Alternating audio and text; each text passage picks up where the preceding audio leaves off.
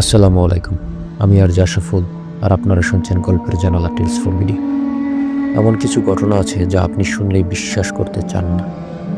এমন কিছু ঘটনা যা আমাদের বাস্তবতার গতি ছাড়িয়ে গিয়ে অজানা অন্ধকারে চলে যায়। আজ আমি আপনাদের এমন একটি ভয়ঙ্কর ঘটনা শোনাবো যা শুনে আপনার চোখের সামনে ভেসে উঠবে এক বিভীষিকা। ঘটনা একটি গ্রামের, যেখানে এক পরিবারের সদস্যরা অদ্ভুতভাবে নিখোঁজ হয়ে গেল। কিন্তু এর পেছনে কি ছিল? সে ভয়ানক রাতে কি হয়েছিল? কি এমন ছিল যে মানুষজন আতঙ্কিত হয়ে গিয়েছিল এবং ওই ঘটনার পর আর কেউ ওই গ্রামে যেতে সাহস করেনি? আসুন জেনে নিই সেই ভয়ঙ্কর সত্যি ঘটনা।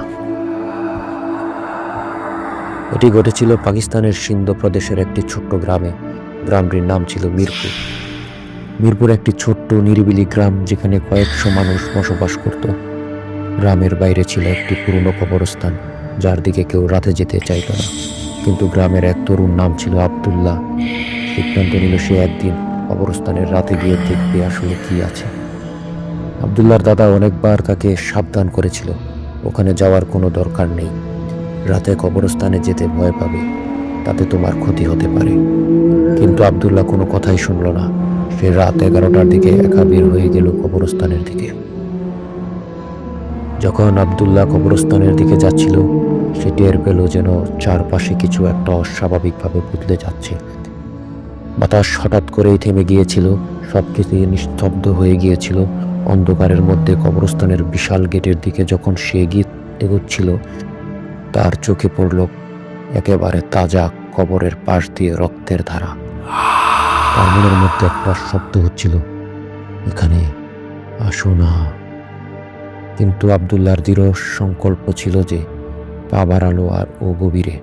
কবরস্থানে পা রেখে সে একটু এগিয়ে গিয়েছিল।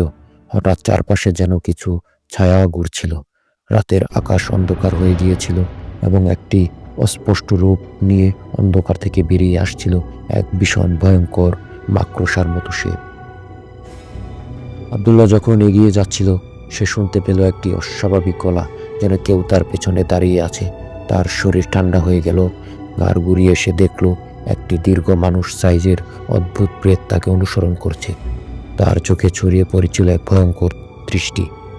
সেই ব্যক্তি বলছিল, তোমার সঙ্গীকে ফিরিয়ে আনতে চাইলে তোমাকে তাদের জায়গায় যেতে হবে। আব্দুল্লাহ কোনোভাবেই বুঝতে পারল না যে তা কি বলতে চায়।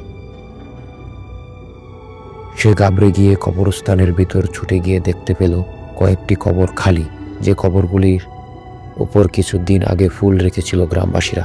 আর সেই সময়ের পর সেই কবরগুলোতে ছিল একটি নতুন হাড়গোড় এবং চারপাশে ছিল অদ্ভুত কালো ছায়া।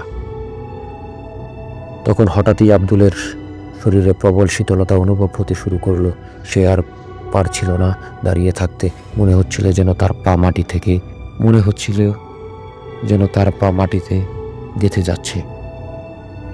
আর তারপরে হঠাৎ ঘন অন্ধকার থেকে বেরিয়ে এলো একটি ভয়ঙ্কর শব্দ, তুমি ভুল পথে এসেছ।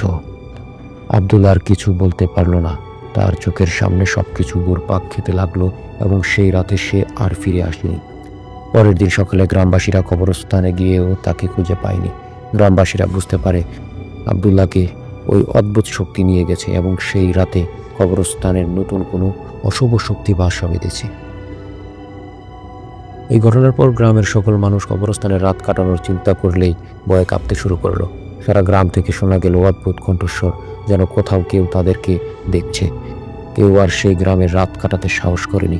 তবে একটি প্রশ্ন থেকেই যায়, আব্দুল কি শুধুই হারিয়ে গিয়েছিল, নাকি সে ওই অশুভ শক্তির হাতে চলে গিয়েছিল, যা রাতের অন্ধকারে তার জীবন গ্রহণ করেছিল?